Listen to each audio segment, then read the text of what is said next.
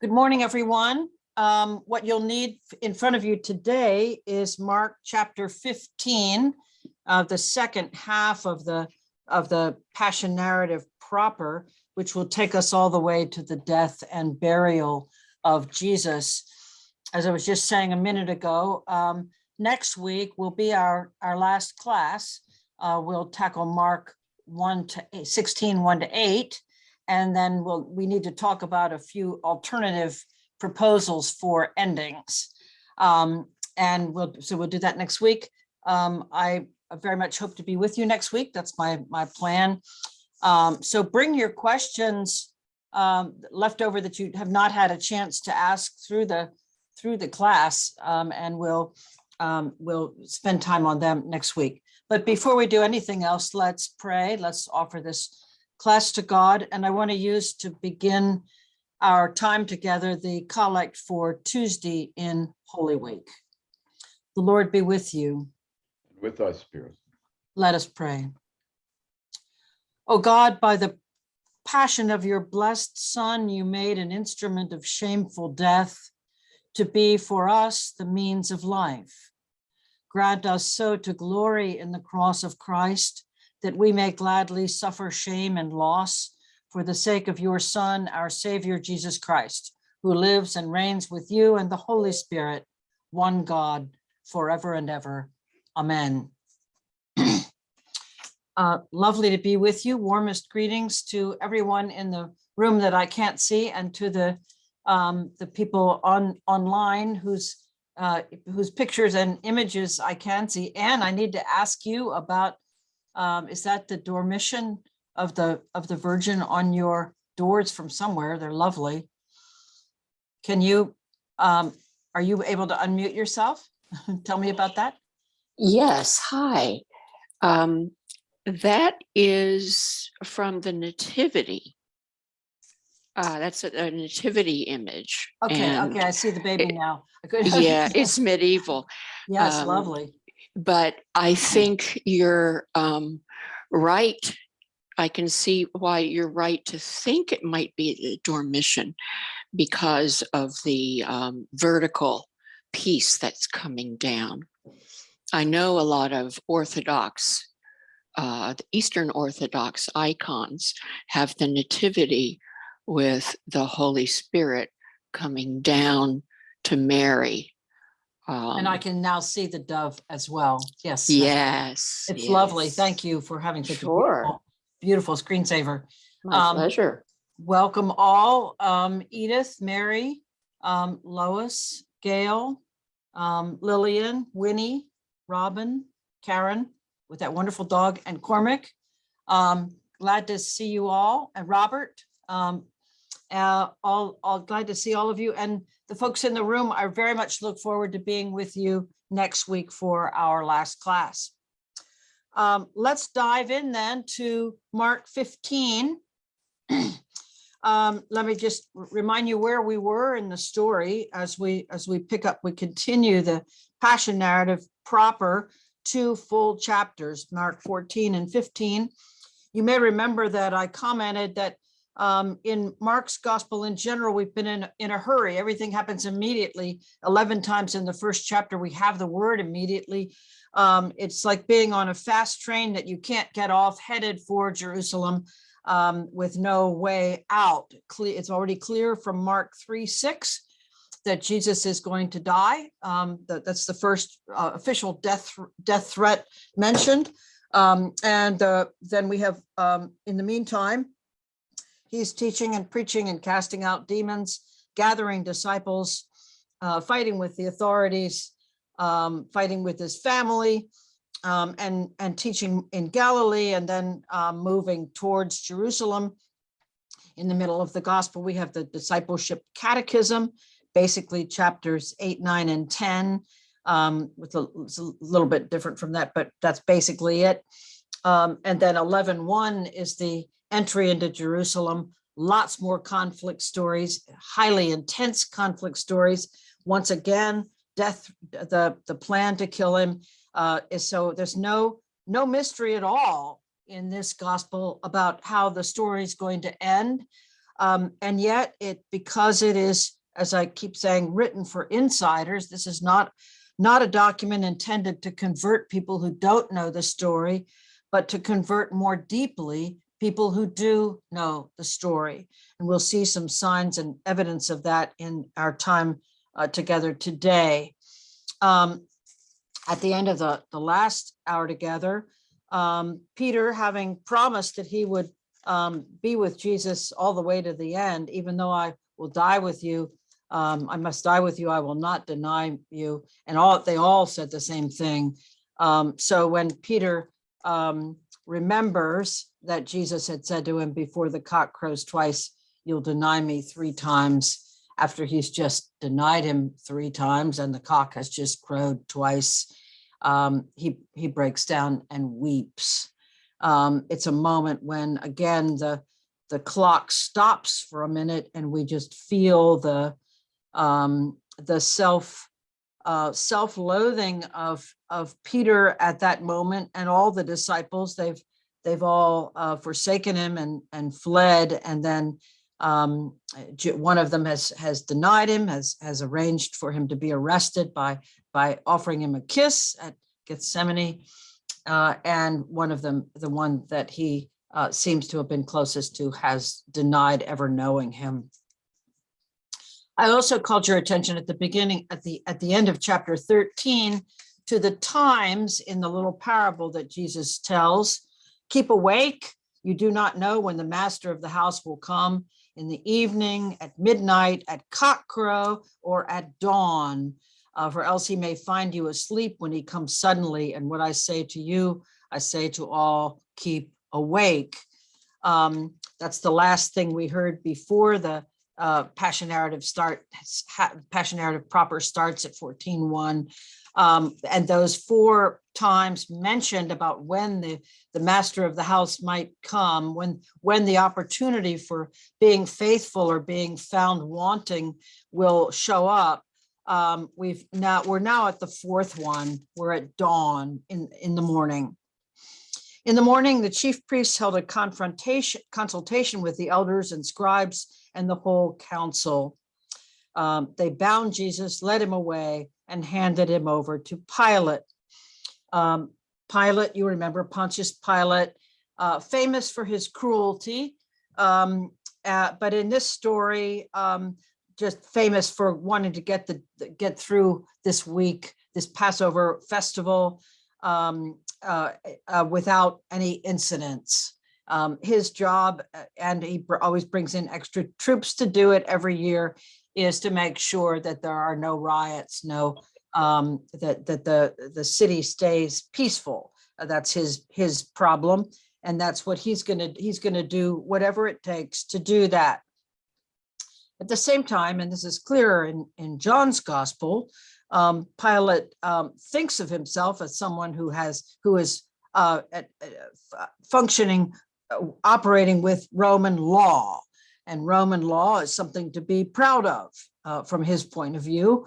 From the point of view of the people who are oppressed, Roman law is just the means by which this power continues to grind them into the ground, tax them unmercifully, grab people off the street to do things or carry things for the soldiers, or whatever they want to do, they can do because they're Rome. But we see just hints in all 4 passion narratives, and as I say, it's super clear in John that Pilate has a commitment here to Roman law, or at least he says he does. So he is the one, Pilate is the one that will make the difference, that will make the decision about whether Jesus lives or dies. Jesus is not stoned to death for blasphemy.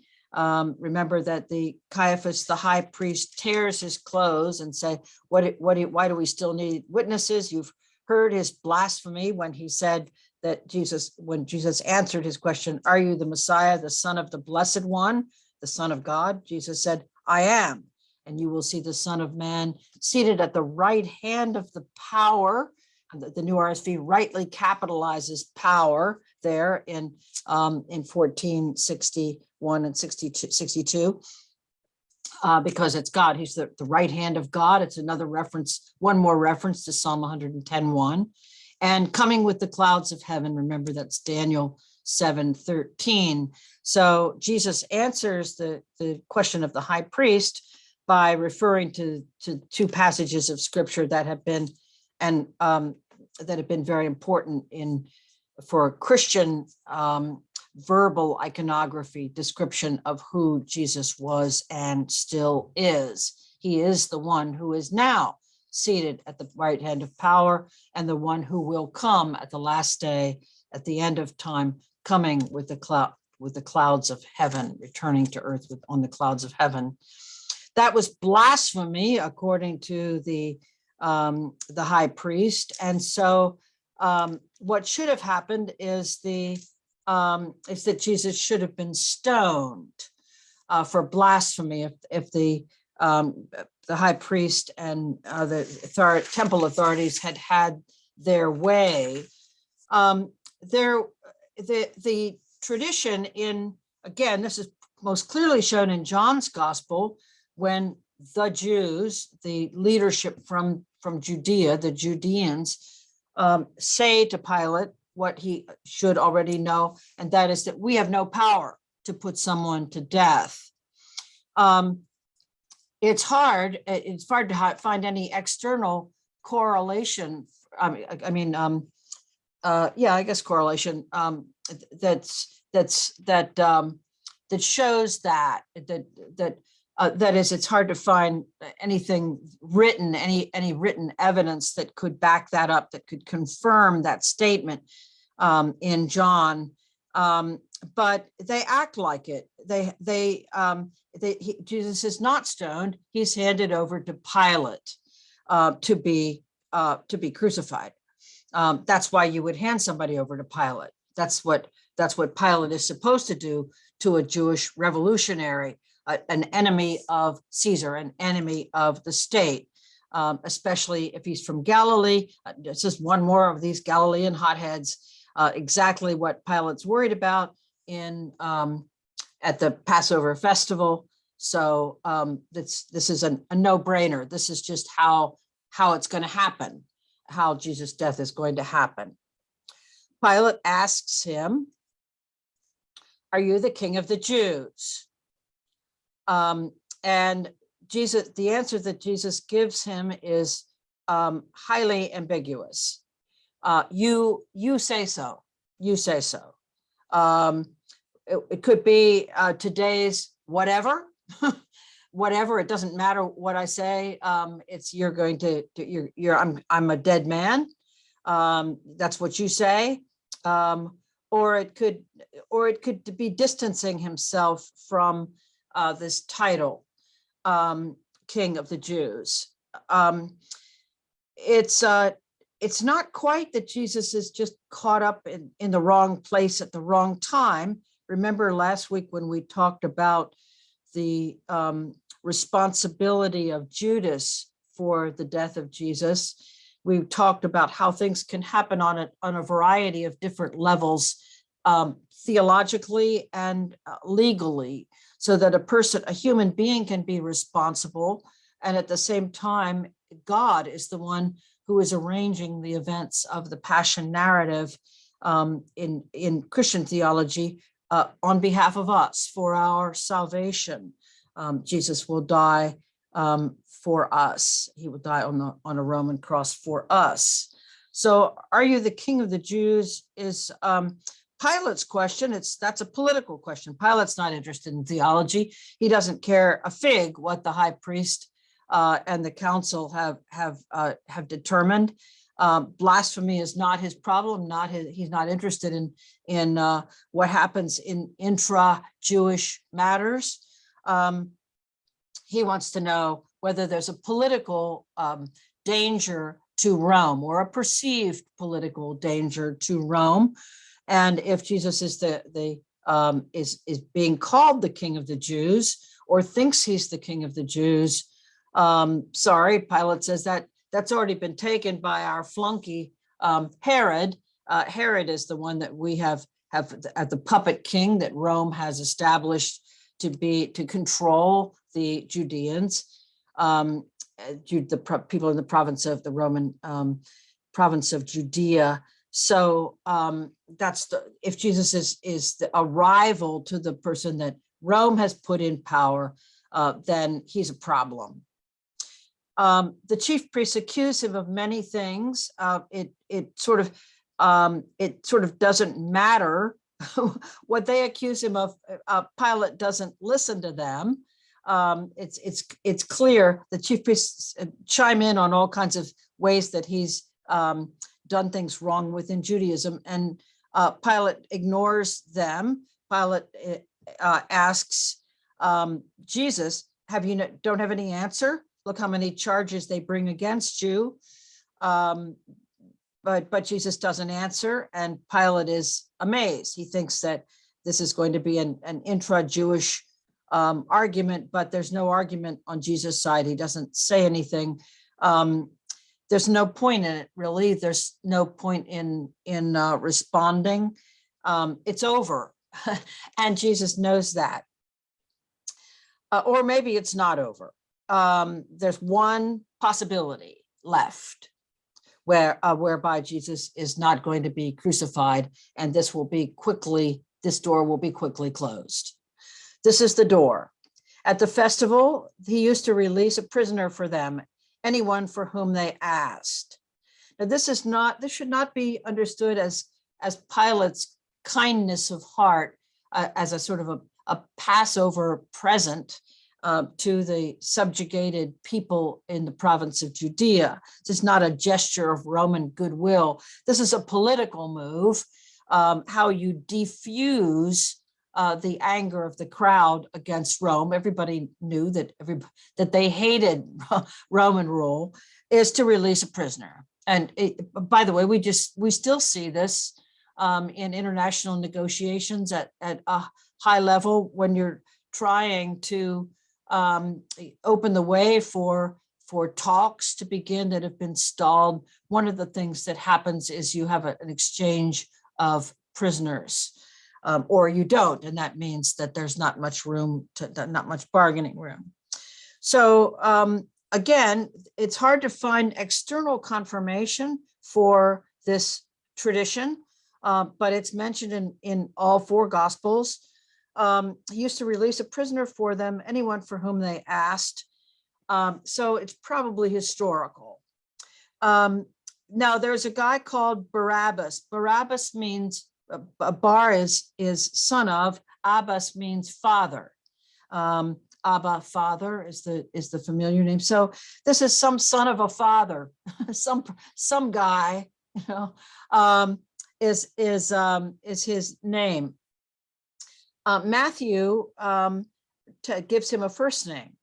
His name is Jesus Barabbas, so that the crowd has a choice between Jesus Barabbas and Jesus of Nazareth. But that only happens in Matthew. Remember that Jesus is a very common name.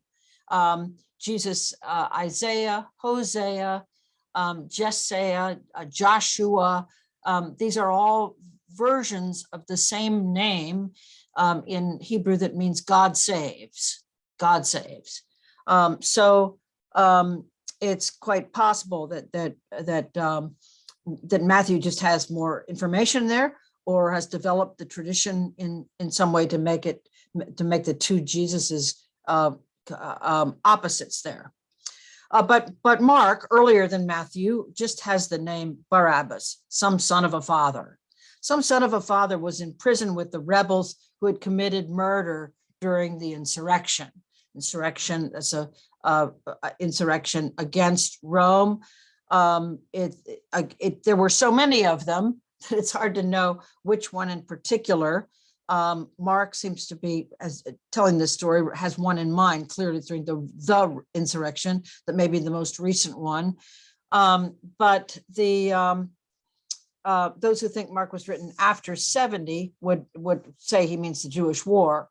Those who think Mark is written before 70, or right before 70, would probably be referring to the most recent time that there were riots against Rome. So Barabbas is one of the rebels who's killed people. The crowd comes and begins to ask Pilate to do for them according to his custom. Pilate says, "Oh, so I imagine you want me to release for you the king of the Jews." He hasn't committed to do that yet, but he's guessing that that's what the crowd is going to want. He realizes it's out of jealousy. The chief priests have handed him over. Is that really the case? When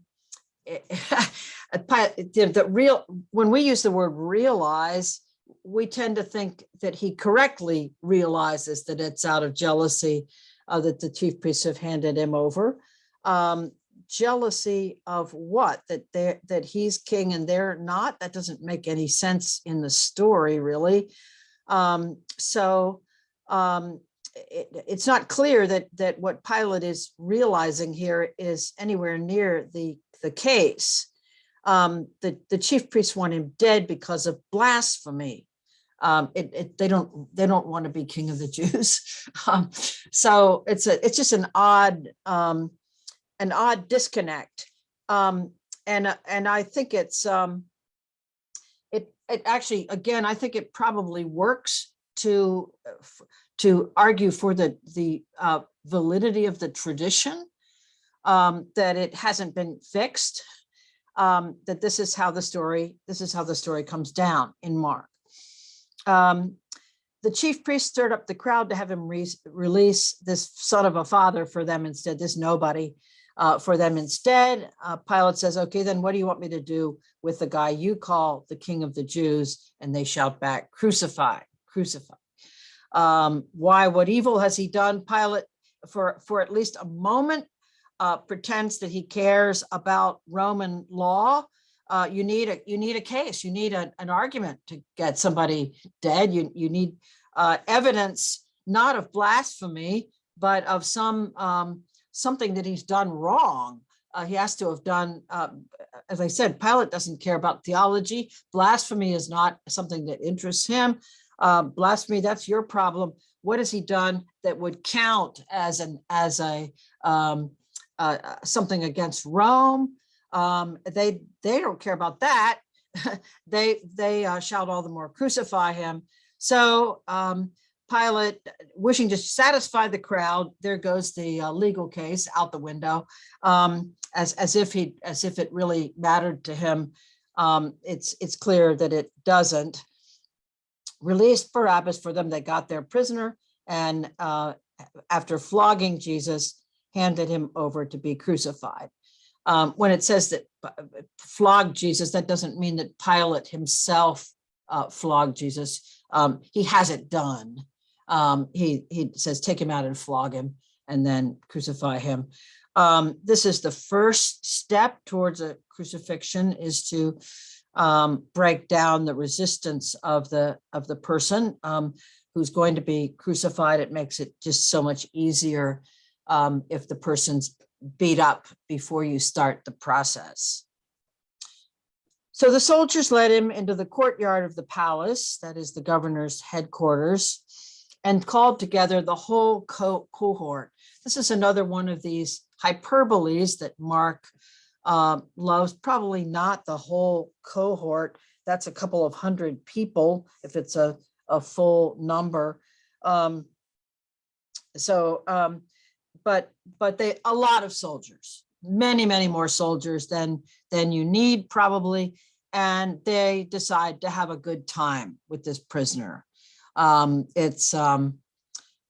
they dress him up in a purple cloak. Purple, why purple? Purple is hard to get.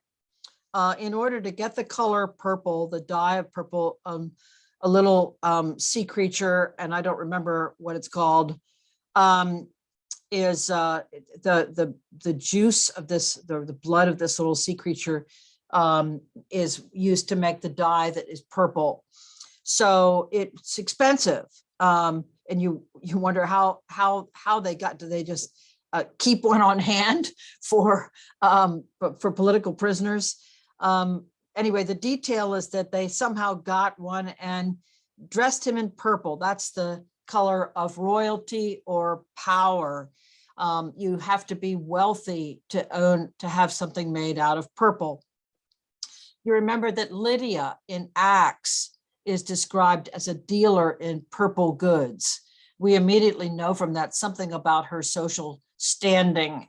And she is someone who is sophisticated and probably wealthy herself, and she has a wealthy clientele if she deals in purple cloth. So they're not really honoring him, they're mocking him. They dress him in a purple cloak, and after they twist some thorns into a crown, they shove it on his head and begin to salute him. They give him a reed. No, that's not here. Sorry. They strike his head with a reed instead of handing him a reed as if he were a ruler. They begin saluting him. Hail, King of the Jews. And I don't remember, actually, I should have checked this. I don't remember which. They in at least one of the Gospels, they place a reed in his hand. But here they use it to beat him. Reed for us can mean like a single stem of something that's probably a little more substantive than that. This is part of the combination of mocking and beating up. They spat on him, and they knelt down in homage to him. They're pretending that for a minute that he's king, and so we're meant by Mark to see the whole cohort here having a good time with this prisoner. Some combination of pretending to honor him and actually hitting him, spitting on him. After they're through, they strip him of the purple cloak, put his own clothes on him, and let him out to crucify him.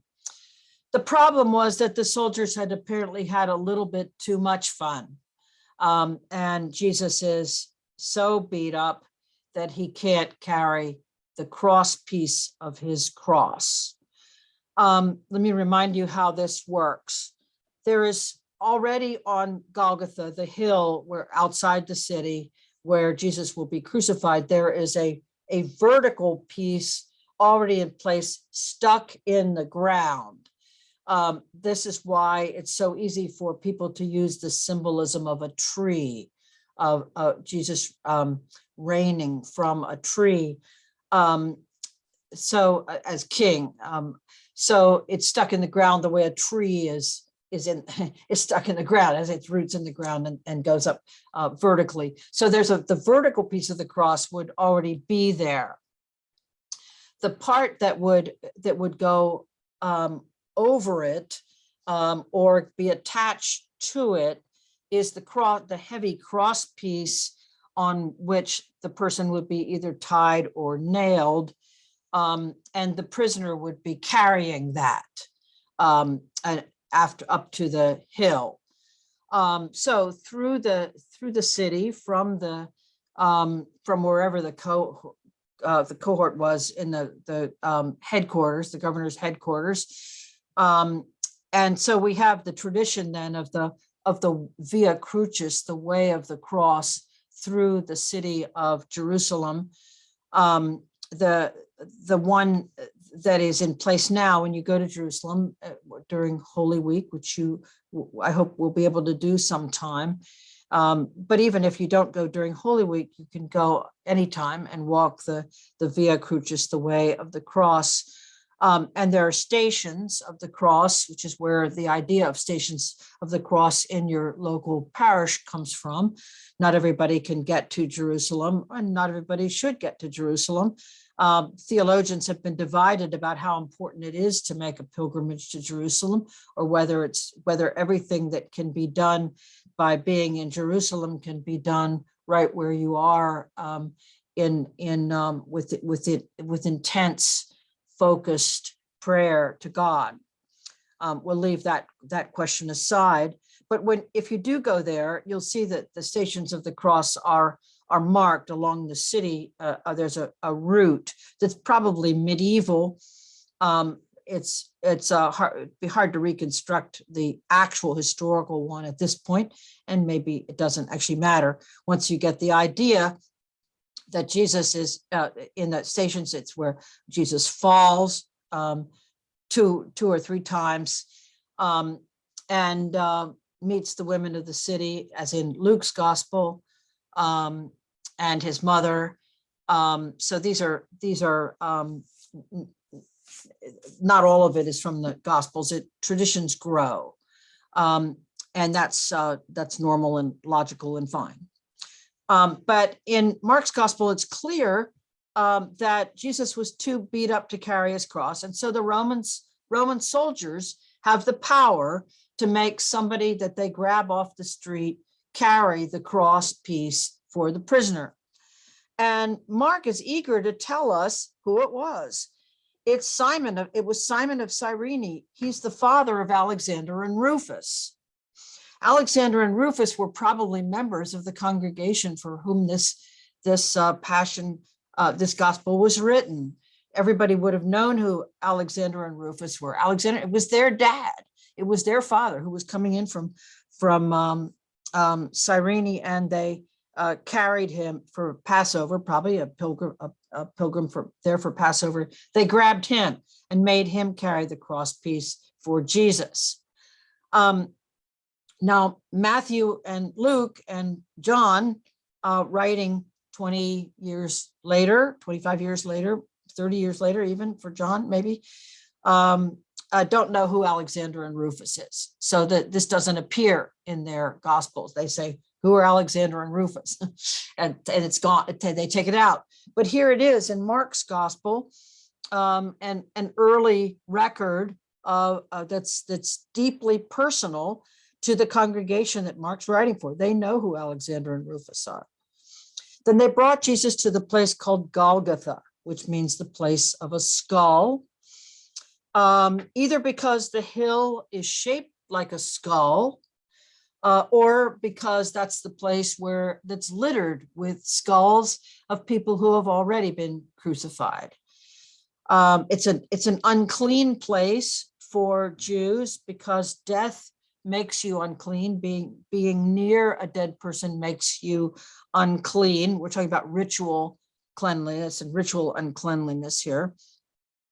So it's about the worst place in the world for a faithful first-century Jewish man to die, outside of the holy city of Jerusalem, in a place with lots of death and the remnants of prior dead people, next to the city dump.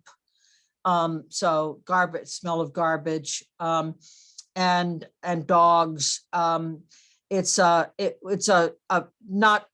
horrible place, the place of the skull.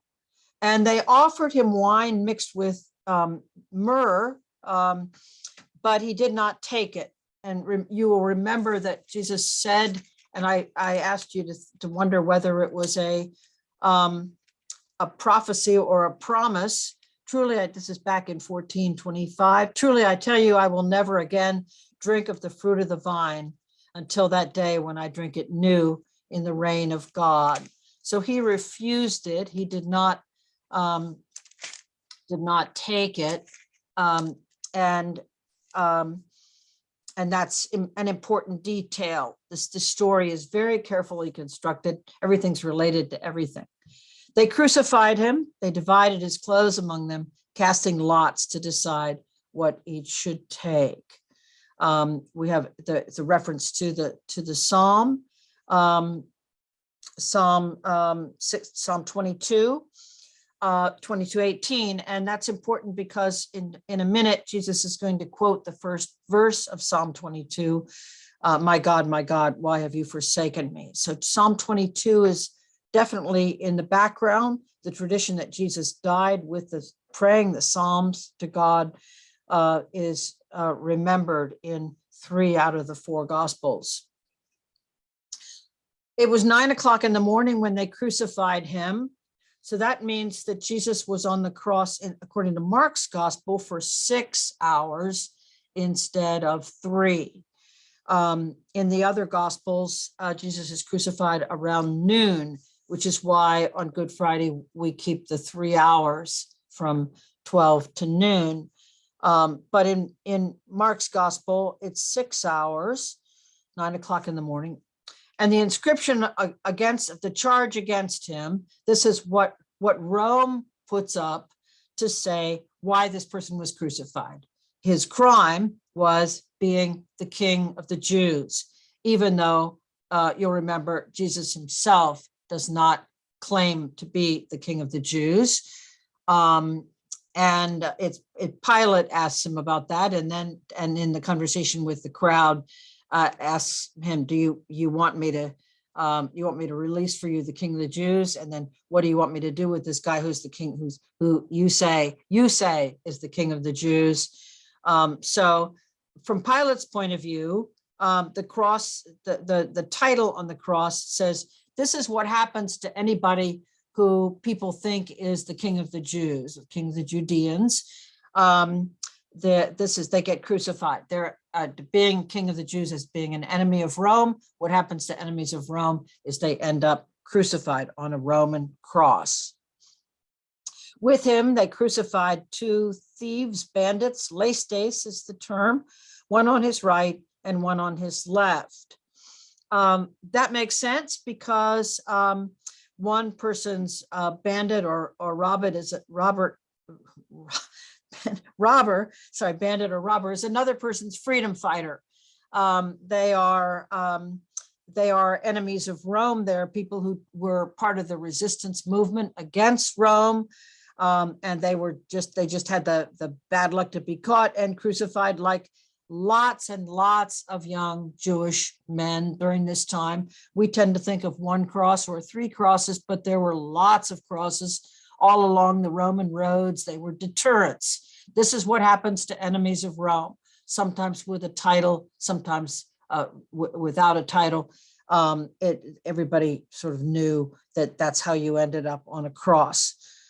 So we might just note, so why are they, so one person's bandit or thief or lestes is another person's freedom fighter because they were up in the hills hiding out. It was guerrilla warfare. They would swoop down and prey on caravans of pilgrims coming to Jerusalem. That's how they supported themselves and buy provisions and go back up into the hills. So they are thieves or bandits, but they're also supporting their movement.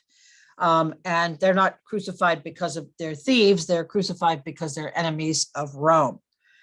One on his right and one on his left. You'll remember the end of chapter 10, the end of the discipleship catechism, when James and John ask Jesus to do for him whatever they want. They ask to sit on his right and on his left when he comes into glory, when he comes into his kingdom. You might say that when Jesus says that it's not for me to decide that, but for those for whom it has been prepared. You might say that those who are on Jesus' right and left when he comes into his kingdom are two lestes, 2 robbers or thieves, not James and John. They're nowhere around. Those who passed by derided him, shaking their heads and saying, "Aha, you who would destroy the temple and build it in 3 days, save yourself, come down from the cross." We hear again what the false witnesses had said in Jesus' trial before the high priest, that he would destroy the temple and build it in 3 days. You'll remember that we know what Jesus said about the temple at the beginning of chapter 13. So we know that this is false witness, but it's once you have rumors of what somebody said circulated around, it's hard to stop them. So the false witnesses show up again to mock him on the cross. In the same way, the chief priests, along with the scribes, were also mocking him among themselves and saying, "He saved others, he can't save himself. Let the Messiah, the King of Israel, come down from the cross now so that we may see and believe. Of course, he's tied tied or nailed. Only John's gospel actually mentions nails. Nails are not necessary. You just need to be fastened somehow to that cross piece, either tied or nailed. Those who were crucified with him also taunted him. You'll remember Luke's gospel has a dialogue between the two thieves on either side of Jesus. But in Mark's gospel, Jesus dies alone. His disciples have all abandoned, forsaken him and fled, denied him, and left him alone. And so he dies by himself, being mocked by a hostile crowd.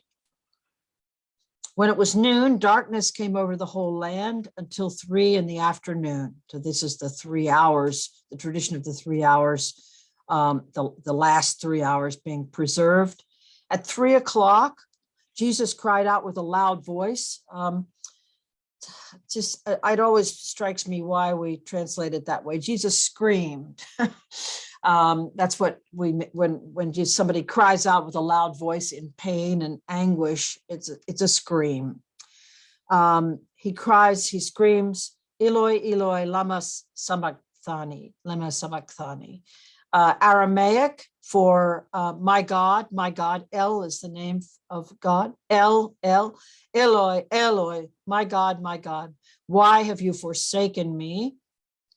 And that's translated for us in my God, why have you forsaken me? And that's the first verse of Psalm 22:1, a prayer to God from someone in trouble. When some of the bystanders heard it, they said, listen, he's calling for Elijah. This is one of those really interesting things in Mark. It's a mistake, but he's not calling for Elijah. He's praying the first verse of Psalm 22. But Eli sounds like Elijah. They don't know anything about Aramaic. So they're thinking he's calling for Elijah. Someone ran, filled a sponge with sour wine, put it on a stick, gave it to him to drink. And then someone else says, wait, let's see whether Elijah will come to take him down. But it's too late. Now, see whether Elijah will come to take him down. It's just the kind of situation where Elijah would show up. Elijah is the prophet who confronts Ahab and Jezebel because they have killed Naboth to get his vineyard for Ahab's vegetable garden. Elijah is the one who defends widows and orphans. And that's why a place is saved for Elijah at the Passover Seder, a place for Elijah to come and be part of the great freedom festival. Elijah is the one who would come to save someone unjustly accused. And they think Jesus is saying, I'm unjustly accused. Please, God, send Elijah. But that's not what he's saying. He's saying, my God, why have you forsaken me? He dies feeling forsaken. Jesus gave a loud cry. Again, Jesus screamed and breathed his last. Jesus seems to think that God has forsaken him, but we know that God has not forsaken him because the very next verse describes the temple, the curtain of the temple being ripped in two. Back at the very beginning of the gospel, we saw at the baptism of Jesus that as he was coming up out of the water, he saw the sky being ripped apart. And I reminded you about Isaiah 64:1, Israel's prayer, oh God, that you would rend the sky, tear the sky apart and come down and save us from our enemies. Here, that prayer is being answered. It was answered in one way at the baptism of Jesus, the beginning of his career. It's answered here in another way. That the God has come down. The temple is torn in two from top to bottom. That is from the side of God. God has come down to earth to save. But you don't get that unless you understand the whole context. When the centurion saw that in this way he breathed his last, remember the centurion is at the cross. He can't see the temple. He can't see the curtain of the temple. This has nothing to do with that. It's just the next thing that happens. He sees how Jesus dies and says, truly, this man was God's son. Jesus dies screaming, calling, my God, why, my God, why have you forsaken me? And screams and dies. It's an odd thing for the centurion to say, and at least one commenter thinks that it's ironic. This is God's son. Right. This is God's son. Yeah, right. This is how God's son dies on a Roman cross screaming. Not likely. It's possible that it's ironic. It's also possible that somehow something in the way that Jesus died, in spite of everything terrible that was happening to him, was yet a witness to his faithful loyalty. That's how Luke reads his death on the cross, his loyalty to God.